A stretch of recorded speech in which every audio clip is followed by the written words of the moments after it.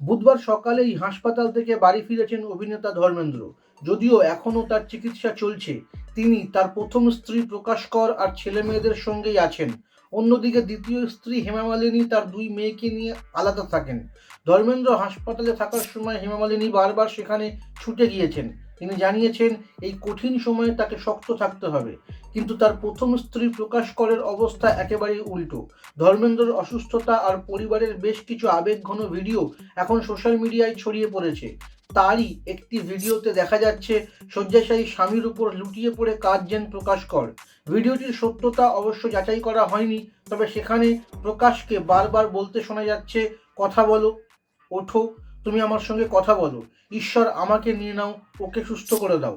মায়ের এই অবস্থা দেখে ছেলে ববিও কান্নায় ভেঙে পড়েছেন। সানি দেওয়াল যদিও মাকে শান্ত করার চেষ্টা করছেন, কিন্তু তার কান্না থামছে না। এই ভিডিওটি ছড়িয়ে পড়তেই ধর্মেন্দ্রর অনুরাগীরা দেওয়াল পরিবারের ব্যক্তিগত গোপনীয়তা রক্ষার জন্য পাপারাজ্জিদের কাছে অনুরোধ জানিয়েছেন। অন্যদিকে হেমা মালিনী এই প্রসঙ্গে বলেছেন, ছেলে মেয়েগুলো রাতের পর রাত জেগে আছে, আমাকে এখন শক্ত থাকতেই হবে। এর আগে যখন ধর্মেন্দ্রের মৃত্যুর ভুয়ো খবর ছড়িয়েছিল, তখনও হেমা মালিনী তার তীব্র ধিক্কার জানিয়েছিলেন।